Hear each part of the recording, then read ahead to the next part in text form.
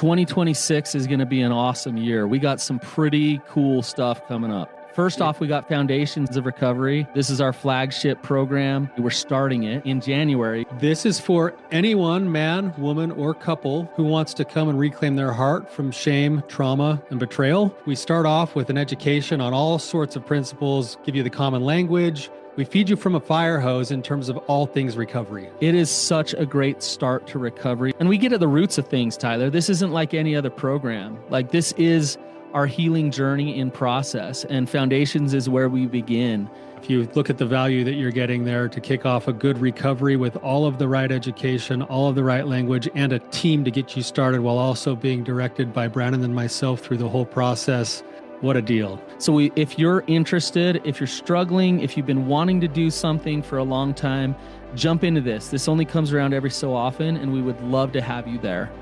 Click the link in the description to sign up for it. And to make it even sweeter, we're also including a raffle for a free pass to the Radiant Dawn retreat. Anyone who signs up for Foundations will be added to the raffle for that free Radiant Dawn pass. If you're a man and you sign up for Foundations, your name still gets entered, and you can give that pass away if you win it to any woman that you want to.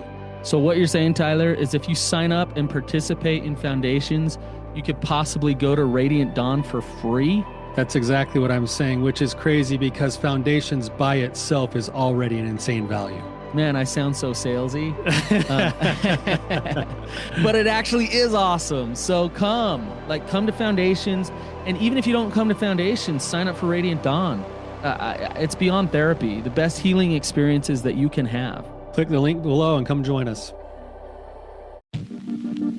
There's so much trauma, I don't feel safe. Now what? Welcome to the Real Talk Recovery Podcast with the Therapy Brothers. We're brothers, we're therapists, and we know recovery. Bring your stories, your questions, your successes with real recovery.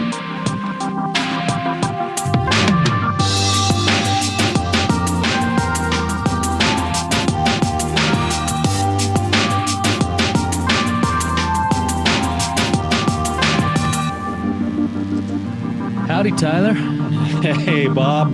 How's it going? Dude, it's going great, man. Just love that you showed up today. We're recording this on Halloween, so you showed up as Bob Ross today and made my day. So I didn't know you were Bob, though, at first until you showed me the little painter thing that you had on your hand. I just thought you came in looking like you hadn't showered in 2 weeks. Where's your costume? I should have dressed up today. I wouldn't know what to be, though. Yeah, well, you could throw on like a hunting vest or something. Call yourself a deer hunter. That's always an easy one. That was the easy classic one that Dad used to always have us do when we forgot our costume. Yeah. Just be a deer hunter. Yeah. So anyways, my kids were up at like 6 this morning, just getting ready to just devour sugar all day long. So should be fun. Yeah. So, all right, well, let's jump into it here. So I think I have a feeling that we'll have a lot to talk about, so I don't want to waste too much time. So, great. Heather, welcome to the show. Thank you. If you want to just give us some background, tell us what's going on, and we'll go from there. I just don't know where to start, actually. So my husband and I have been married for 22 years. We've got 3 kids, 20, 17, and 14. I've been with him since I was 14. Our families grew up very intertwined, very, very close. How I met my husband and his family is his dad was killed in a pilot accident when he was 5 in Alaska. And they moved back to Oregon, right next door to us in the apartments. And my family kind of took them under their wing, and my dad kind of became him and his 2 other brothers, like their mentor or whatever. So I grew up with this family, feeling very safe, feeling like I knew them, like I trusted them. And then when we started dating, it was just a part of him that I had never seen before or experienced, because he was a couple years older, and I was like best friends with his middle brother, and he was best friends with my older brother, and his younger brother was best friends with one of my younger brothers. So like we're all intertwined very tight. But once that dating started, I just started noticing and feeling a major shift in his personality, like sides I didn't see. So basically dating, it was very traumatic for me. Like every week it'd be like, hey, I went to a party and I slept with your boyfriend. I grew up in a very, very like strict, like my mom let me do nothing. So I'd have to sit at home and he'd go out and do his thing. And I'd hear all these things and I would hear, oh, they're just trying to make you jealous. Okay, well, fast forward to 22 years later, I feel like I'm still getting that resistance from him and that excuses and the denial and like it's no big deal. But it's always been I can do what I want. You're not like, even he doesn't say this, but this is the vibe I get. Like, don't ask questions, just trust. And the first major trauma in our marriage, like I don't know, my dad was diagnosed terminally ill. And so after we got married, I had started beauty school. 3 months later, got pregnant. My dad was terminally ill. I was working full time, living with my parents because my husband was never home. I'm sorry. There's so many little details to our story. It is so hard to know like what is pertinent, but we both have significant mama trauma, and I know that is kind of what is making both of us like put our walls up and be defensive and not be safe with each other. That's my opinion. I just feel like there's so much about him. I have no idea. I don't know anything. I don't know. What was the major trauma? You were kind of getting to that. Yes. Sorry. So my husband has always, up until like 7 years ago, worked out of town. Like the day we got back from our honeymoon, like he was gone. Like I never saw him. We never talked, like just no relationship. So during the time of my dad being terminally ill and me having to move into my parents' home because I was pregnant and alone and just needed security, but they also needed help at the same time. I had nobody. I had a baby. I was working full time. My mom is like a child. I've never had a mom. I've always been the adult in that relationship. And so I had so much on me, and it just didn't seem to matter what I said or how much I needed him there. Like he just didn't care. Like there was no concern. So I stepped out of the marriage and had an affair. It was not a super off. It's not me. That's not what I wanted. That's not my character. And there was no denying, there was no excuses. Like when he found out like that, good, like we're here, like, no, like, I don't want that. I want you. And he shut me out. And 6.5 years ago was when I found stuff on his phone, and just everything just kind of blew up. Like he didn't want to talk about my affair and shut it down. And so I kind of put my head down and I just survived. I raised our kids. I worked. I was a wife, a mom. I did everything. I took care of absolutely everything. And there was no room for me. And so I get he's not safe feeling with me because of that. But there's also the point where I'm like, babe, we're here. I want to be close to you and connect. And I still feel like you're massively pushing me back, and I don't know who you are. And I know that sounds really weird knowing that I've known you my whole life, but I truly don't know like your heart, what you need, like where you're broken, and I don't know how to be safe. So the defensiveness and the secrecy and like the feeling like he can't protect me if something comes up, or like he defends other women. He protects other women. Like even if there's somebody else's wife, he protects his family. Like I've been under extreme persecution from his family over the years, and he's never once stood up for me. So I don't know what it is. Like he loves me. Like he says, he loves me, takes care of us, and he's a good provider, but the connection, like he really struggles with intimacy big time. And I'm a huge empath. I have my feelers on all the time. Like my spidey senses go off, like my gut, like I feel so deep. And that's a hard thing for him. So we're light years apart there. Heather, could I just ask you, have there been times in you guys' relationship, maybe before marriage or in marriage, where there's been a feeling of closeness or intimacy or safety or deeper connection, or has it always been this way? It's always been this way. And I mean, we've had good times, don't get me wrong, like, but the times that we've had, the time that he gives me is so little. It's never been important. Something else is always important. So it's been always hard for me to connect with him or to feel like we're on the same page or like have normal husband-wife conversations. Like that's really hard for him. Like, Why do you want to be with him? I know you were going to ask me this question. I'm not a fake person. I'm incredibly genuine. And I know myself. I know that if I didn't love him and I didn't see the goodness in him and know that just like his pain is what he needs to work through to get to where he wants to be, I don't see myself not loving him. I just feel it. I crave him. Heather, question for you. Yeah. I can feel your genuineness and your authenticity. I can feel that you are an empath, and so the energy that you hold and have is very vulnerable, and your heart is very available and there. But I guess the question I have for you, and are you in this relationship more from a place of fear of the consequences of breaking it up, or more from a place of I actually choose in? I've thought about that, and there is a lot of fear there, but I also truly believe that we are good for each other and we do love each other. I just truly feel like there's just such a stronghold on so much pain. I'm hoping, because when he those moments are few and far between, but when he does have the ability to let that empathy show through or the compassion or whatever, and he tries really hard because it is hard for him, it feels incredible. Like I know it's in there.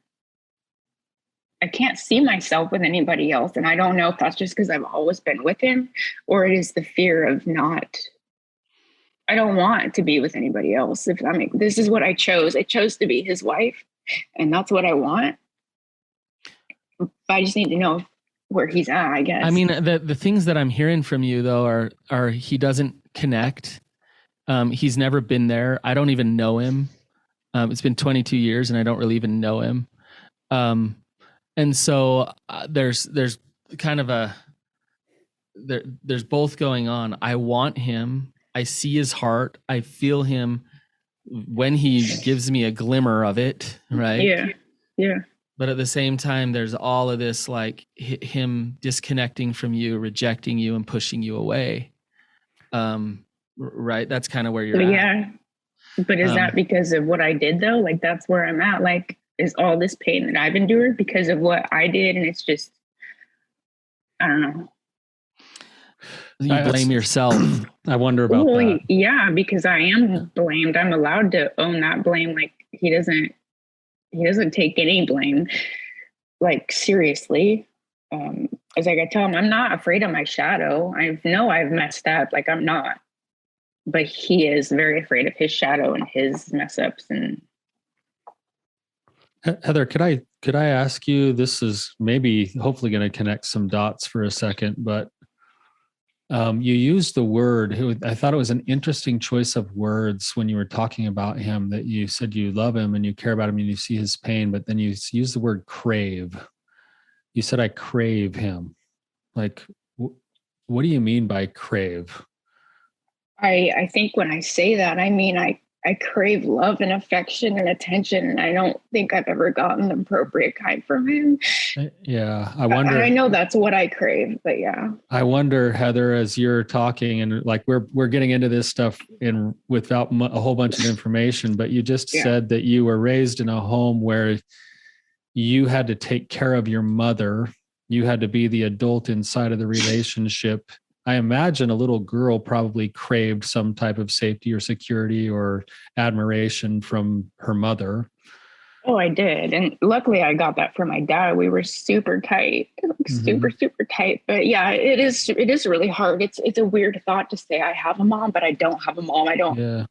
I missed out on a lot of that. I wonder though, if that's something that was like almost like some things were learned as a child, that's how you were going to operate inside of relationships, is that you were going to be the one to keep it all together, do everything. And you would, I wonder, I guess my question is would you even be comfortable inside of a relationship if you didn't have to crave love from somebody? I don't know what that is. I don't know. Yeah. Yeah. It's almost like I'm chasing down this dream of being enough or being loved from this person. I am chasing. But I'm chasing it from a person who has demonstrated for 22 years that they don't really want to demonstrate it. Yeah. And it's almost like the addiction is to the craving itself rather than to the actual connection. Yeah. No, it's all consuming for me. It's this, when everything happened, like I was in such a good place spiritually, like physically, like emotionally, like I was in such a good place, and I thought we were too. And it rocked me because I just don't know the depths of it, I can't function. I want to come back to the affair for just a second. So, and this is really tricky because in no way can we blame him for your affair. No. You chose that. Yep. But we can say that you were probably in a state of desperation and craving some connection, and feeling really lonely. And the way you went about kind of getting those needs met is probably not in your integrity, and you're dealing with that. And right. But I don't think, I think it's really damaging or dangerous to say, well, because I did that thing, now I'm to blame for all of this disconnect in our marriage, and for him to hold that over your head. And the fact of the matter is you can absolutely make that right. And it doesn't mean that you have to settle for scraps for the rest of your life. Right. Do you see what I'm saying? Yeah. And I think Tyler's really hitting on something important here of, you've kind of been conditioned to be a caretaker by not having boundaries, and by sacrificing yourself because you have that good heart, in order to not ruffle other people's feathers, like your mom or your husband, right? Yep. And you there's probably part of you that believes that is love. That's giving love, is to settle for those scraps, to hang in there with him, to not ask too many questions, to not cause too much conflict. That's love. But is that love? It's not the way I would want to love or be loved, I guess. I don't know. What would you want? Honestly, I want all the stupid stuff. I want to wake up and drink coffee. I want to talk about stuff besides surface. I want to plan our future. Like, I can't even plan our future because he's in control of everything, and he just doesn't know. He's so out of control and so stuck feeling. But have you brought these things up to him? Oh yeah. Okay. And when you bring him up to him, he gaslights and pushes you away and does all this stuff to just make you feel crazy right? Oh yeah. I should be in a mental hospital. I'm crazy. Like, I've heard it all. Like, yeah, I've heard it. I don't think it's true, but it still wears on you, So eventually you kind of throw your hands in the air and like, I'm just going to do the best I can. And is that kind of where you go? That's kind of where I'm at. And I know my best is really crappy right now because I'm a mess. So sure. You're worn out. I'm exhausted. Yeah. Yeah. But I actually think it comes back to, and Heather, I want you to hear this the right way. I'm not trying to come down on you too hard, but you will feel peace when you get in alignment with your integrity. And your relationship, your husband is asking you to sell yourself out in order to be in that type of relationship with him. Yeah. And so you can say things all you want, like, hey, I want to drink coffee with you. I wish we could have deeper conversation. But it's not until you actually start to live those things and start to say, I need these things. I need us to go to therapy. I need to deal with our deepest trauma here so that we can create safety. Mm-hmm. And when he gaslights you again, when you say that, what do? I shut down. Right. But what can you do instead? I don't know. I don't know. I'm overly sharing with him and overly expressive with my feelings with him ever since all this. So when he starts to do that, I don't know the right thing to do. I don't. There's a part of you that I would guess that wants to be loved, wants to be like, please just see my pain, right? Yeah. And so the last thing you want to do is to do anything that will push him away. Oh, of course, yes. Right? Yeah. But that might be the thing that you need to do. Yeah. Do you understand why? I told him, because he needs to figure himself out and I need to get out of his way, kind of thing. I've heard you say that. Like, mm-hmm.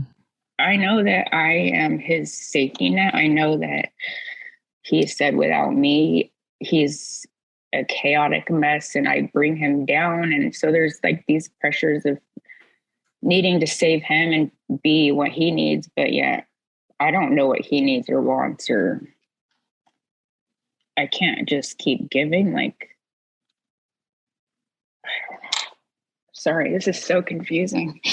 No, you're fine. No, you're great. I know that there's a lot of emotion here. It's just, it's so much. I know I don't want to feel this way anymore. I just don't know if I can change my words. So getting out of his way, what does that mean? Does that mean leaving? Because I don't know. I know that it's an option. Leaving is one option. We know that getting out of his way could be a starting point for getting out of his way. Might be not taking ownership for anything that's not yours. And so when he's gaslighting you, I think that's one of the challenges here is that you've still got your own identity and desire for love wrapped up into what his responses are to you. And his responses to you are likely not even about you anymore. They're about his lack of ability to be accountable and humble and take ownership for his own life.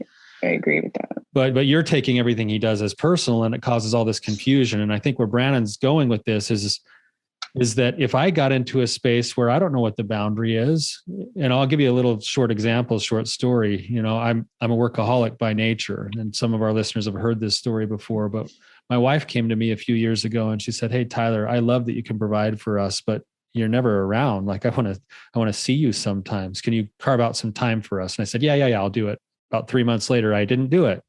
I wonder why. She came to me because I'm a workaholic. She came to me again. And she's like, "Tyler, I really need your time. Like, I'm going to suggest that you pick one of your days out of the week and you carve out some time and put it on your schedule so that you can spend some time with me and the kids." And I said, "Yeah, that's a good idea." But then I never did it. And then finally, my wife came to me and she said, "Tyler, I'm suggesting you give me Fridays. Why don't you take Fridays and then we will have some family time and some couples time and we can nurture our relationship." I said, "That's a good idea." But then I never did anything. She finally came to me and said, "Tyler, if I don't have your Fridays starting next week, I'm leaving." She's like, "You can provide for me from a distance. Like I can still take your money. I can get alimony. I can get child support. But if we don't have a relationship, like where's that going to go?" And guess what happened next Friday? I had a clear schedule. It's like, wow, okay, well, what? Like, because she was willing to speak her needs enough to say, "I'm serious about this. Like, this isn't just a like, oh, this would be wonderful. This is important to me. And I'm willing to do something to actually show how important it is." Now, you leaving might be the answer. You having a voice might be the answer. You maybe having a little bit of other boundaries without leaving might be the answer. You're the one who gets to decide where those lines are. And the truth is that you're likely to only set those lines up to the level that you believe you're worthy of whatever it is you're setting the lines around. Right. Yeah. Yeah. So that's the issue here is that you're beating yourself up over a past affair. You're swimming in this lack of confidence that's happened from the gaslighting as a result of all the years. You're swimming from lack of confidence over not having this connection in the relationship that you want. It's really difficult to have any teeth to your boundaries until there's some type of belief in yourself that says, no, like I really am worthy of these things that I'm saying I want to be, have happen in my life. I know that I'm worthy of those things. Yeah, I'm not there. Tyler, your wife, that example, I mean, that was an ultimatum. But that's sometimes what boundaries look like. And the important part is that she's doing it from her own self-love and her own self-preservation, not to try to control Tyler. So something inside of her is saying, this is what works for me and this is what doesn't. Here's my truths, here's my values. And it's kind of annoying that I say something to my spouse and he ignores it again and again and again. That's disrespectful. I value respect for myself. And I also value a relationship where we're connected. And so she's fighting for their relationship by having that boundary. And that boundary has everything to do with her and not much to do with Tyler. She's just showing up as her. Mm-hmm. And so when we say boundaries, Heather, are knowing where you stop and they begin. Okay. So the first step to that boundary is an understanding within yourself of who you are. It's not about telling him this or that or whatever. It's trusting who you are. And what I'm hearing from you is that he's wrapped up in everywhere with who you are. And so there's this codependency there that's really getting in the way of you being able to say, I know myself, I trust myself, and I'm going to show up confident and available for a healthy relationship here. When you do that, if you do that, it's going to create chaos in your relationship. And you know that, and that's why it's scary to do it. Yeah. But that chaos could lead to some real shifting, which could lead to some actual healing, or that chaos could lead to divorce. Mm-hmm. Do you understand what I'm saying? Yeah, yeah. So it's a risk for you to actually show up in self-love in your relationship, and actually give actual intimacy a chance. But it's the only way to go for it. Does that make sense? Yeah, it does. I that hasn't been able to happen only because obviously I can't hold my worth there. But every time I try and stand up for what I need or want, and it can come out like as calm as this, like, no, I'm not okay with that. I can't do that.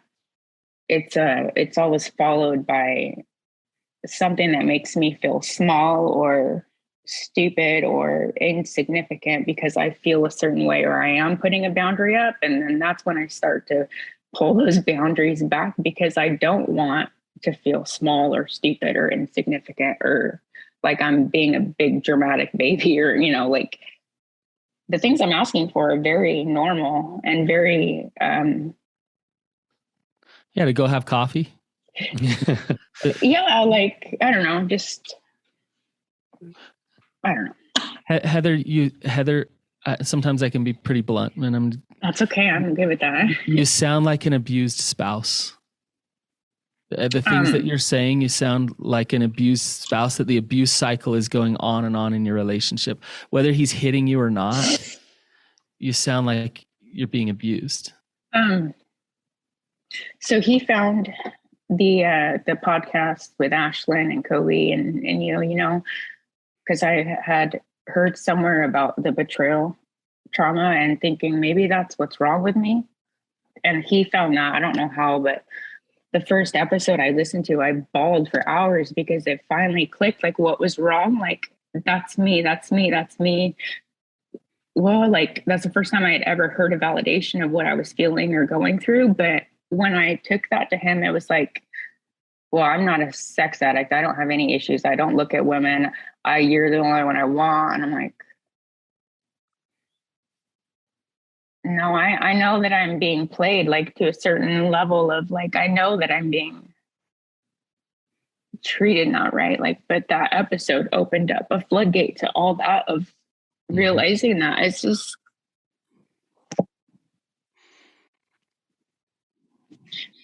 hard to hold on to. I'm watching your body language and hearing your voice, and I'm actually hearing and feeling the word trapped. I almost get a sense that you're feeling trapped between this place of wanting to choose into a relationship, but knowing it's not healthy as it is currently, and not knowing what to do to break that feeling of being trapped. And then you've gotten and had this like shame of having made a mistake in the past to throw over the top of it to say, don't take any action because it's your fault. And so now you're stuck in the real world of your real life right now, which is that Brandon's exactly right. There's a pattern going on here. And it's interesting that look at the pattern just for what it is. You have this thing inside of you, Heather, that never will give up on you.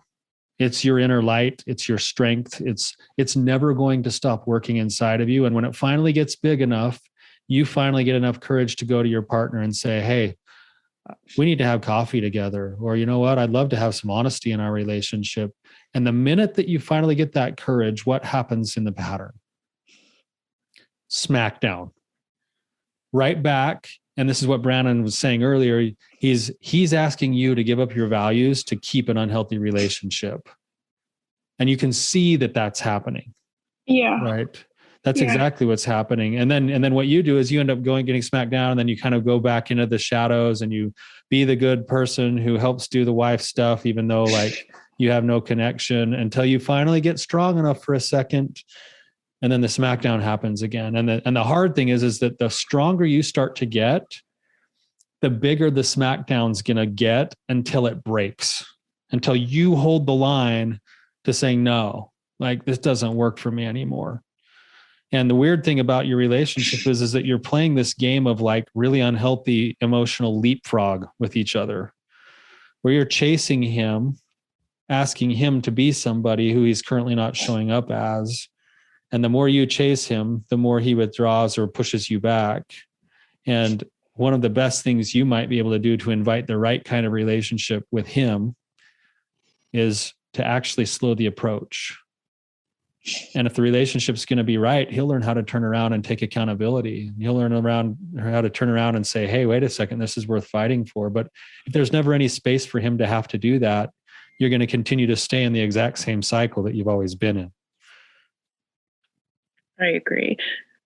Now, there's some other things that you need in order to be able to do this, because you've got the goodness in you. We know it's in you. We can see it. Brandon and I can see it and feel it trying to come out of you. You need some support. You need zero support. Yeah, you need some support. Heather, here's the thing, going right along. See, Tyler can be blunt too. Going right along with what Tyler's saying. Like I feel like your gut feels and your intuition is pretty strong and pretty important and powerful. And it feels like you don't trust it very well. It's been kind of trampled all over. And so when Tyler brings up support and things like that, his job as an emotional abuser is to get you to absolutely question that, to think that you can't stand up for it, to think that it's not okay. And so what Tyler's saying about the smackdown, in order to start to get out of a relationship that's abusive, you have to do the opposite thing of what you naturally will want to do. And this is why women get stuck in abusive relationships for so long. Mm-hmm. Because the bigger I get, the more confident I get, the more empowered I get, I know the stronger the punishment's going to get. And so when you have that support system behind you, you need a couple things. You need a support system. You need a safety plan. You need to know where you can go in order to be safe when you need to get some space from him. And I know he's not beating you up or anything like that, but he's beating you up emotionally and spiritually. And so for you to say, I'm going to create a friend, a place I can go that I can talk this out with. It's really concerning to me when you say, I have nobody. That means you are trapped with him, just trying to fix this with him. That's also evidence of what Brandon's saying, that this is potentially an abusive relationship. Yeah, isolation. When you're totally alone. I didn't used to be like, I did hair for 17 years, and a really horrible traumatic event happened in 18, and I had to shut my salon down. I lost my church. I lost my clients. I lost everybody. And he was okay with that. I feel like he was okay with that. And Mm-hmm.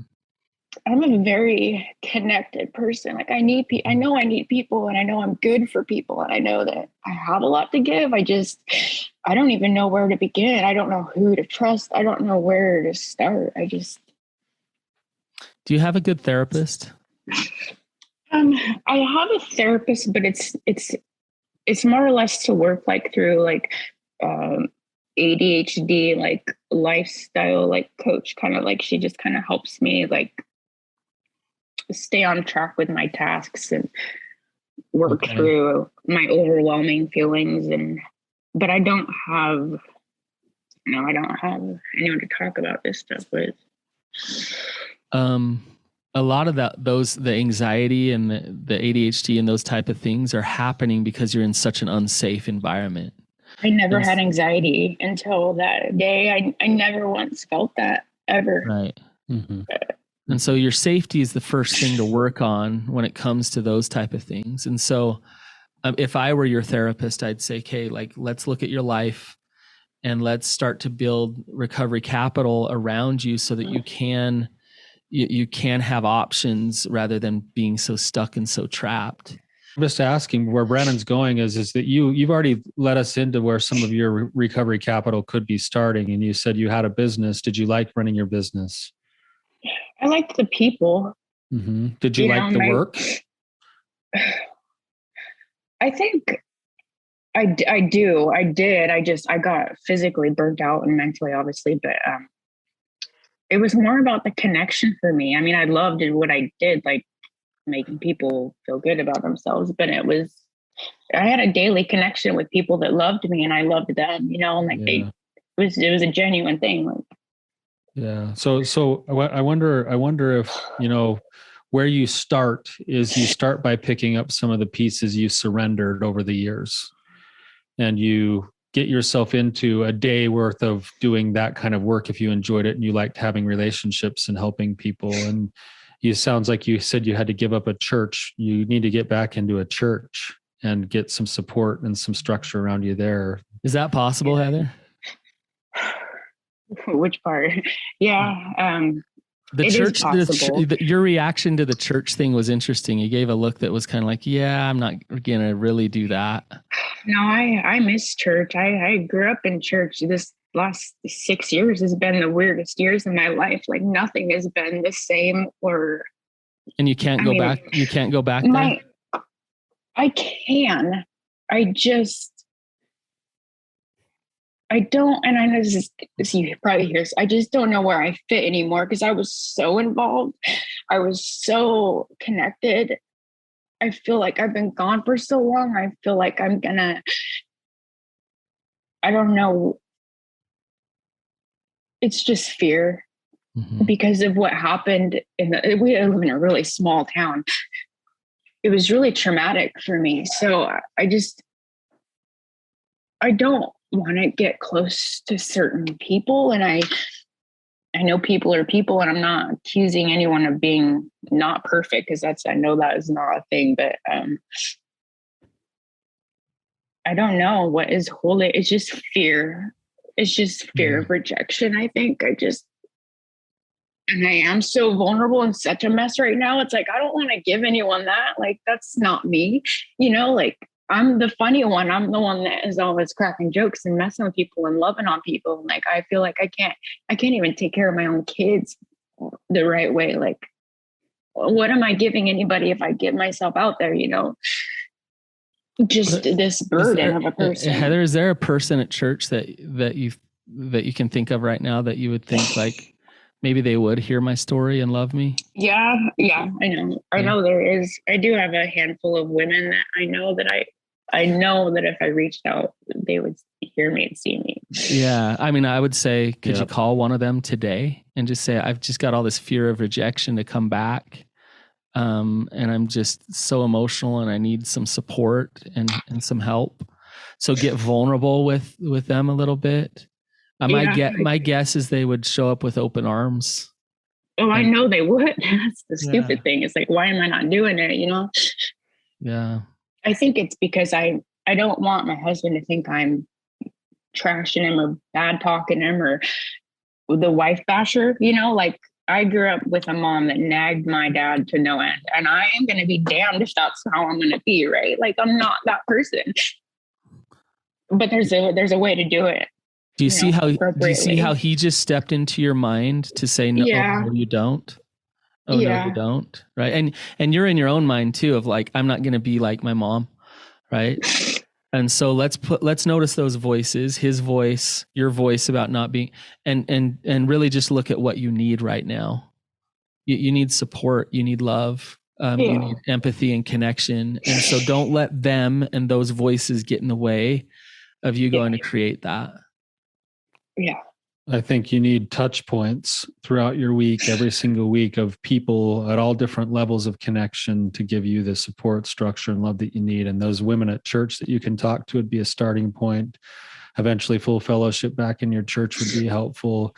Maybe a day of work, if that helps you feel like you're helping people and connecting with people, would be a good thing to have in your life. Maybe a 12-step group, maybe a therapy group, maybe a good therapist that you can talk to. Like the more touch points of connection that you can build into your life, that you can possibly like establish as a regular thing in your life, is going to help give you structure. It's going to give you support. It's going to give you empathy, and it's going to help to give you that scaffolding that you need when that light rises up inside of you and you know you need to stand up for yourself.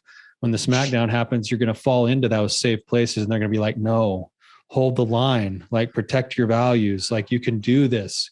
But he's going to come in, Tyler, and say, don't build that scaffolding. That's what I'm saying though, is that even if he says that, that's evidence that you're doing the right thing, because he's saying, but I don't think he would. You think he'd be okay with it? Oh, he's very supportive about anything I do. Would he be supportive of the conversation we just had with you right here?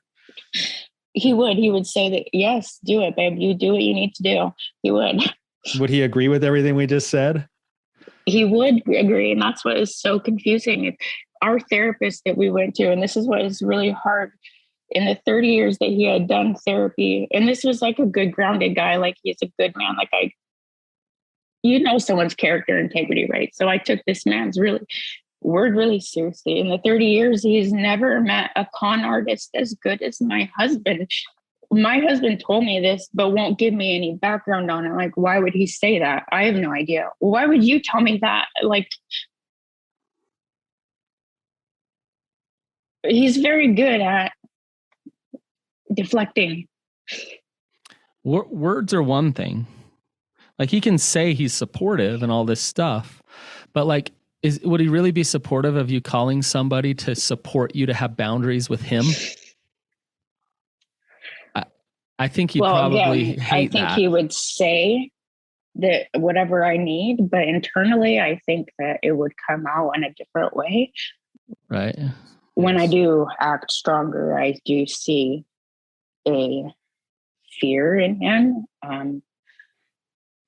When I do try and stand up for myself, it's not as long in between him coming back to me and saying, hey, I love you. I'm sorry. Those moments aren't. Heather, there is a discrepancy between what you feel and what you say about him. Can you see that? Like, because what you're saying is how lonely you are, how disconnected you are, how he doesn't show up. He works all the time. He's all these things. But then there's this other that you say these things like, no, he does care. He does support. He does all these things. He does. So there's a discrepancy there. Right. Well, the support's there, but it doesn't feel like support. Then it's not support. Yeah. And it's not support. It might be words. Is the empathy there? The support is when somebody empowers you to be you, to the best version of yourself without fear of their own needs and who they are. So like, is he support in that way? He might say those things. I don't know him. I would love to talk to him to kind of see where he's at with all of this. Yeah. You guys would love him. I know you would. Yeah, well, yeah, I'd love to talk to him. So invite him on. I think a lot of the gaslighting and I say abuse that's happening, he probably doesn't even realize that he's doing to you. And I'm not defending him and saying it's okay.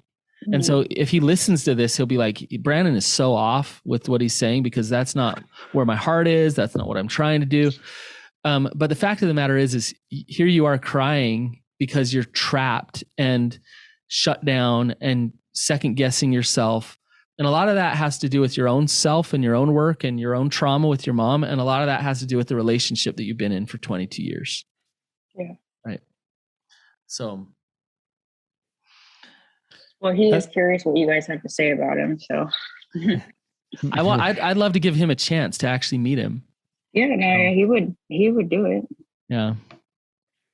Heather, we're getting a little bit short on time. I've got a couple of thoughts, but before I ask them, before I say them, just where are you at emotionally right now after talking with us? Honestly, not being able to talk to anybody about this and get any kind of sound advice, it feels incredible, but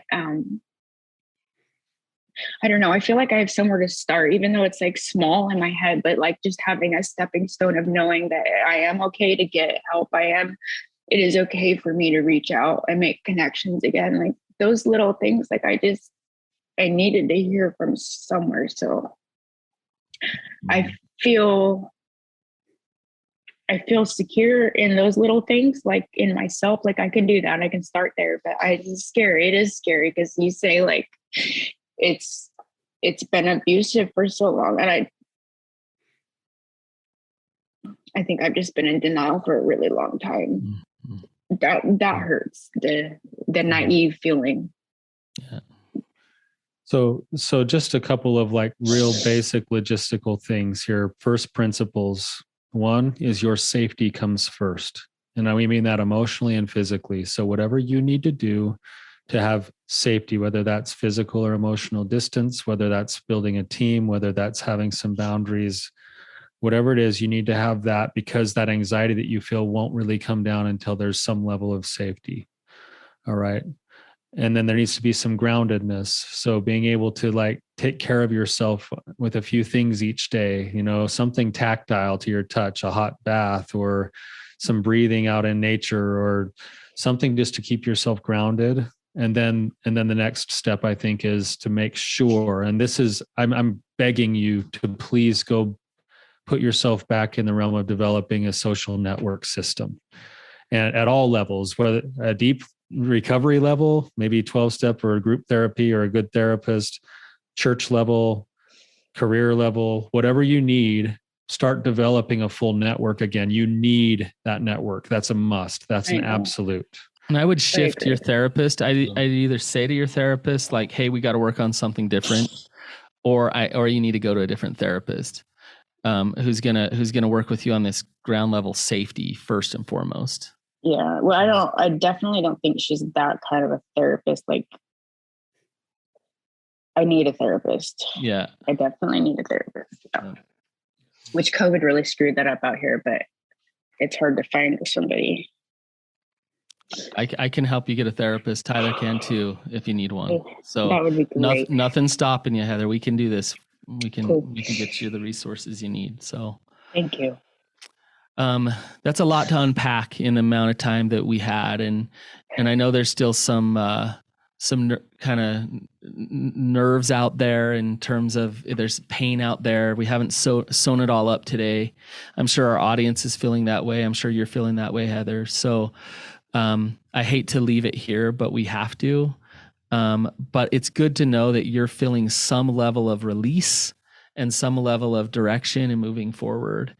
And your heart is so good, Heather, and it being trapped, that's not okay.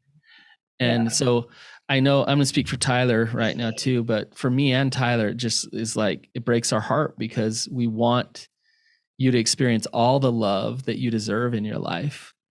And so We fight like hell for you for an hour here on the podcast, but I hope that you go fight for yourself.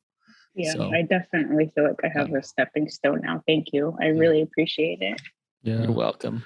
Yes. Thank you, Heather, for your willingness to come on and share today. It's definitely been vulnerable and real. And, to our listeners who are listening to this, if you feel connected to Heather, if you want a way to support her, obviously you can send out a review on the iTunes review system, or you could message me or Brandon directly and we can pass those things along. But I promise you, Heather, that what you shared today is hitting some nerves for a lot of people, and you're not alone. And so thank you for your willingness to come on and share. Yeah, of course. Thank you. Okay. Have a nice day. We'll see you guys. You too. Bye-bye. Bye.